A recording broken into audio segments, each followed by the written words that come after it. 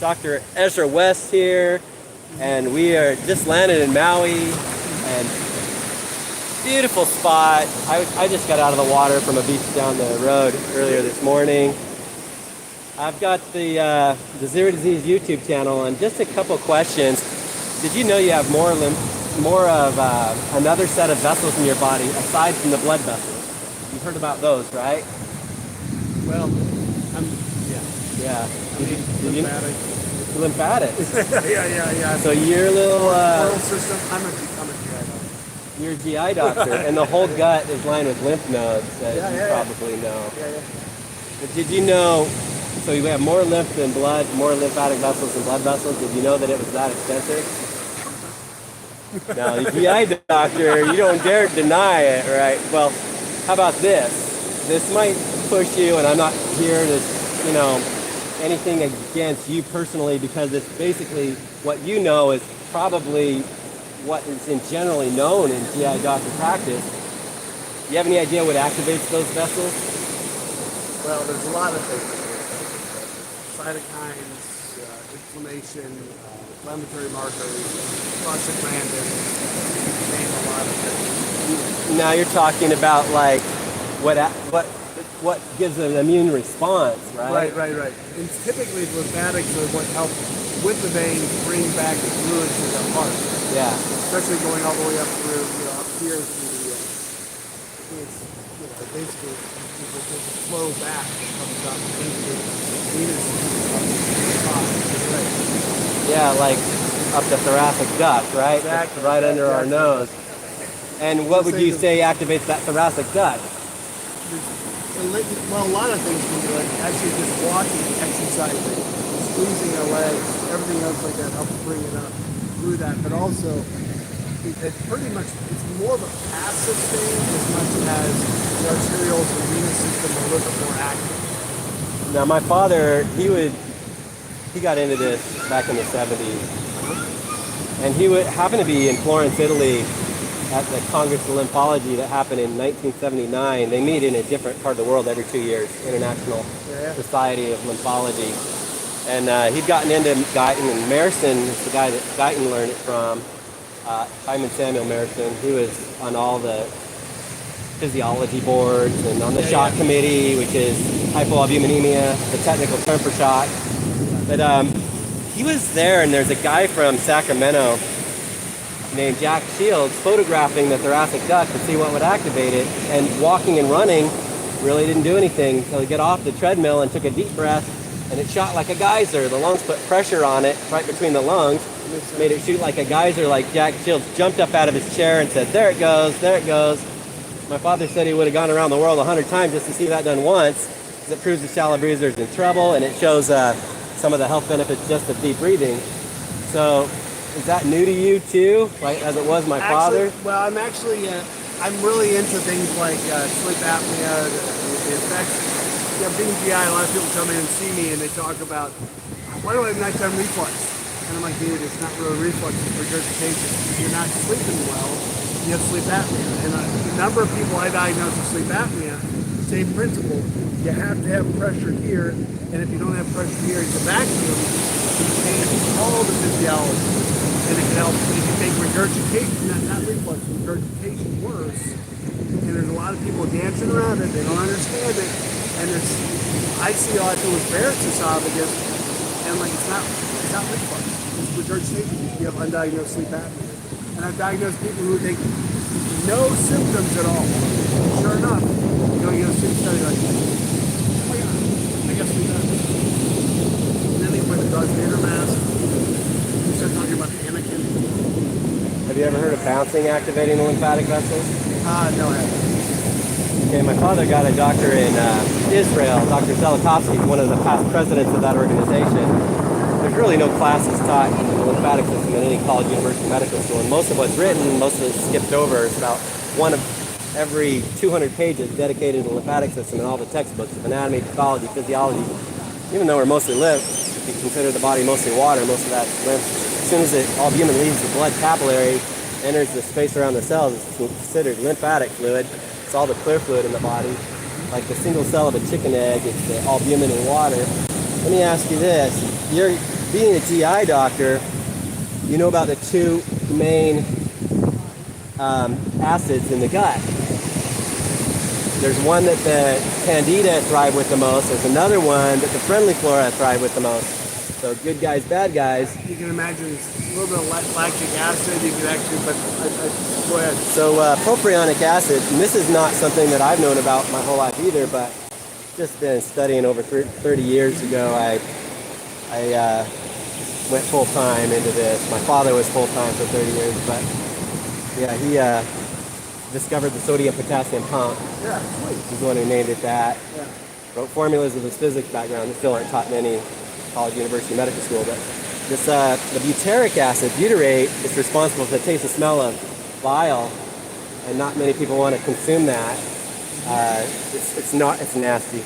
But there's probably the biggest name in the nutraceutical world, a guy who ran his own peer-reviewed journal for many years called Alternative Medicine Review. Started Thorne, which is where most naturopaths go for their nutraceuticals because they're high quality. But he sold the company, had to shut down the journal because that's what was paying for it. And I think he did that just to clear his mind for the next breakthrough, because then he came up with the tesseract effect, which is what masks the taste and smell of butyrate. That all the friendly flora thrive with the most. It's been called the God particle. I started calling it that. I heard him call it that. He'd heard somebody else call it that. But there's different, I'd say, God particles that do different things. Now, this other one that I'm going to talk about is mind-blowing. It has to do with, I'm going to use a metaphor, like a 5,000 LED light panel in the nucleus of our cells, each LED representing a survival gene, a disease mechanism gene, like the 36 cytokines is less than 1% of that. So, and how the pharmaceuticals have been formulated to target one of those at a time. Are you familiar with that? I'm listening. I'm just going for so, it. I talked to a lot of them. Point to get to? Yeah. And you're feeding that chain. I just want to get There's another maintenance man that we're born producing called NERV2. It can't go to work more and more after the age of 20 because it's literally held outside the nucleus. So we figured out how to flip a few switches, get it right back in. And this is, there's over 30,000 studies published in a very relatively short period of time in history. Have you heard of NERV2 activation? Explain to me. So it turns on all 5,000 without any long list of negative effects, the way drugs work chemically, you know. So what is a drug? But it's, well, there's things like fasting and different things that we do in our diet. Explain to me what a drug is. I'm just talking about...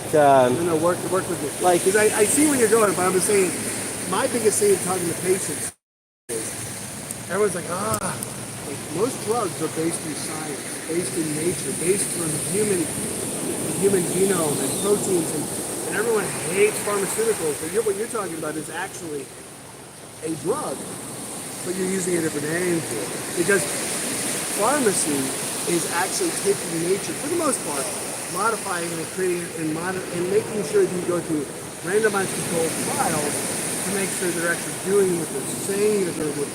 A lot of the naturopathic stuff, unfortunately, they love to say how wonderful it is, but they shrink away from randomized controlled trials. And that's my biggest concern is I'm not against naturopathic things. I support it. If someone loves it, they use it. But if they want to ask me what do I think about success and not, I'm like, go through a trial. And if they're resistant to do so, like it gives me a sense of I'm worried about an alternative agenda. Yeah, me too. Just like everything I've else, seen it. it's financially driven. Pharmaceuticals, financially driven. That's healthy skepticism in the industry. Yeah. Financially driven. What I'm talking about is a new model that I think is manifested itself. I'm not against it, but I'm just saying is if I'm going to be videoed, I think that's the keyest thing to say is.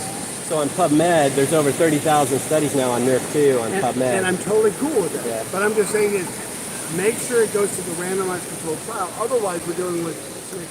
Yeah.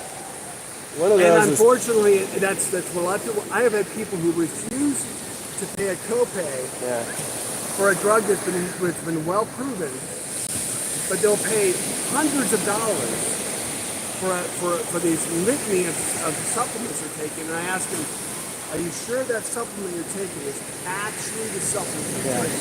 I mean, look at like amino acids, proteins. They found all these heavy metals in these substances. And I'm like, do you realize you're hurting yourself with these heavy metals? Wouldn't it be wiser to actually... Now listen, if you're a naturopathic producer of some sort of chemical or vitamin, and it works wonders. Why not go? Why not take the magnification and spotlight of science through success? And if that's what you're talking about here, all for you. Am I helping or hurting you? No, I like it. Very helpful information. Because I spend so much time talking about the negative effects of, for example, proton pump inhibitors. People read an article, well, I got to have more acid in my body. How can you block acid? I'm like, you're creating acid from the neutral substance and you're neutralizing it by carbonate through the pancreas. If you're having acid problems in your stomach, it wouldn't be a bad idea to block the acid. And I deal with all the people like, oh, it causes kidney failure, oh, it causes dementia. And I could deal with that walking through. It's relational, not causation. And it kills my world. Because I'm like explaining to people, guys, just because you have nighttime reflux and you have to take a proton pump inhibitor, maybe it's that. That has been shown to cause Alzheimer's, not the acid, not the proton pump inhibitor, or kidney failure. People who have early stage kidney failure, they have horrible stomach pain and uremic gastropathy. It's not the PPI that's the problem. So I mean, most of my life is spent dealing with bad science, and it kills me because I just want to have people feeling better. And what you're talking about, if that works, hallelujah. Like what we discover every time sometimes major breakthroughs are made, it shows how bad the rest of the science was in that whole field. And the whole body is so complex, so many different systems. Too many people are looking for the one thing to solve everything, and that's just not possible. Right. So, but this one thing that turns out does regulate all 5,000 disease mechanism genes is just something we're born producing that starts shutting off after the age of 20 more and more until we die. But the first effective activator of it was formulated by the last Elliott Preston Gold Medal recipient, which is the most prestigious award any doctor or scientist can get. His name's Dr. Joe McCord. He's at University of Colorado at the time, and he did a study, a peer review that was published in Free Radical Biology and Medicine, which is the #1 journal for oxidative stress, and nothing had ever been published having a positive result. Everything on a whole field of science was making the problem worse, increasing the free radical damage, like all the vitamins and things. When they get in a fight with a free radical, it turns out they turn into a free radical. So this is why companies have backed off advertising those things as free radicals. It turned out to be a hoax. Yeah. When they kept promoting it after they know it's a myth. It's busted as a myth, and then they started really saying, no, this is, they've really pulled back. People like me, Yeah. But it makes you a little worried. You're trying to help people, not hurt them. Yeah. So, but an even 80-year-old now can go back to the oxidative stress level of a child within 30 days or less. So that's been a big deal to see stuff like that. Yeah, intermittent fasting for me, and actually long fasting has been so beneficial. And that's a NERV2 activator. Yeah, yeah. So it doesn't cost anything to do, and that's not something that most people would be willing to admit. They tell people how to go do something for free. Yeah. That because they're selling a product, right? That's all they're interested in, just the bottom line dollar. For me, when I started doing this, I'm gonna fast. There's no way I'm gonna survive. And then we made it to 3 days. And it restores. It's absolutely amazing. We actually feel better. I have more energy, and I push that to the people I work with because it's unreal. Yeah. How much and the whole 3 meals a day, 2 squares a day. What a silly thing. In the history of humanity, 200 years ago. Yeah. People went out to the fields, they came back, had 1 meal a day, if that. The more efficient our gut works, we don't even need to eat as much. Our body brings in more nutrition with even less food. I thought I was going breatharian when I first started taking that first NERV2 activator. It's not my product, not my company. And 10 years later, 10 times more science, there's a 10 times better one now than that one. But it's been published. Like there was the past president of the American Heart Association was on the review committee of the first one that I mentioned on oxidative stress, and he told VCU to do a heart study. Yeah. So that was also a peer review. It was published in Circulation. The most powerful thing that we've ever seen. That was in 2009. Now it's buried under 14 more years, or 15 now, more years of science this November. It'll be 15 years on one of the most researched and published things because it's the #1 killer of men and women.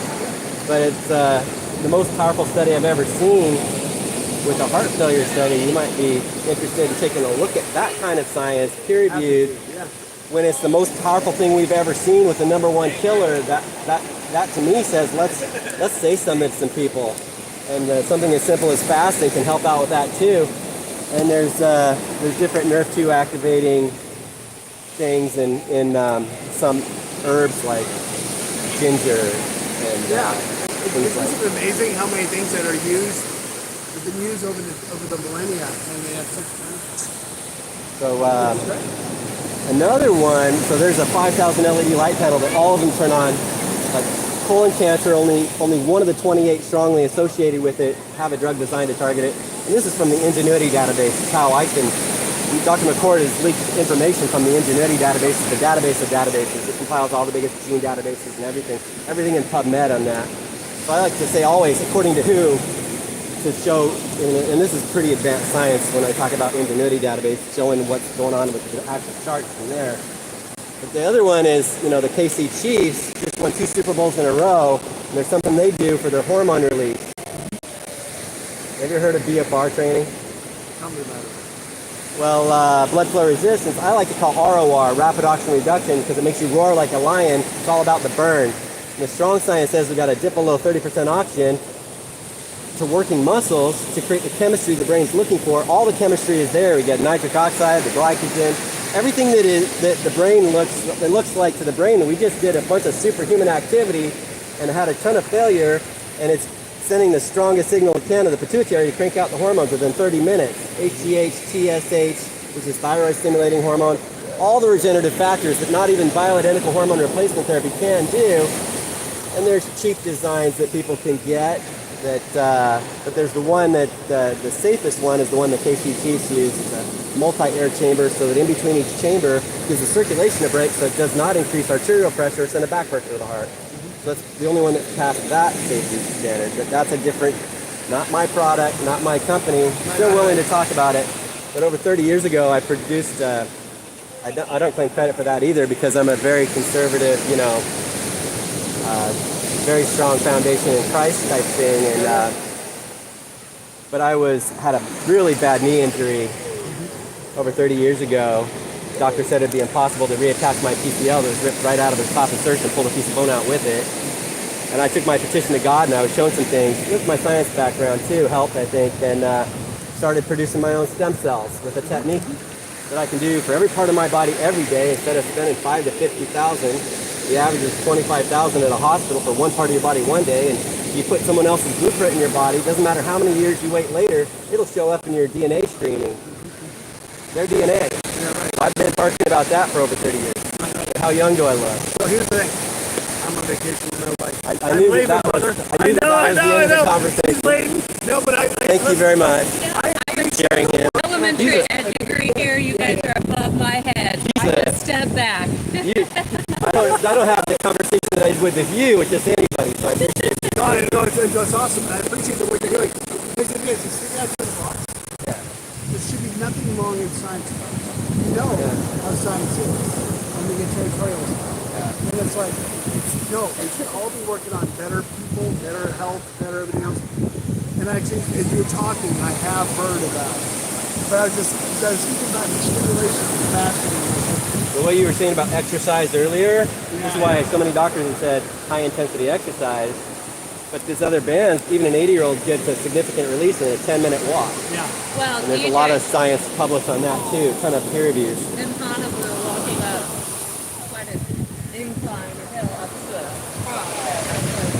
And I was like shallow breathing, and DJ, my husband, was like, Leah, you need to take deep breaths. You're like shallow breathing. You need to take deep. So I was like, oh yeah, you guys are on the same page. You mind saying hi real quick? We're saying goodbye, actually. Okay, Aloha. okay. Aloha. Aloha. You guys have a great Mahalo, vacation brother. here. Mahalo, you Thank too. you. Thank Nice you. to meet you. Appreciate you. Thanks for Keep up the good work. I know you're doing good things. appreciate you guys. Here's a good one. Not everybody's willing to share. So, and on his vacation. DJ, I believe is his name. Well, awesome, you guys. that was a success. Hope you enjoyed that. Here we are, beautiful Maui. Aloha, everybody. Let's go ahead and switch the camera view.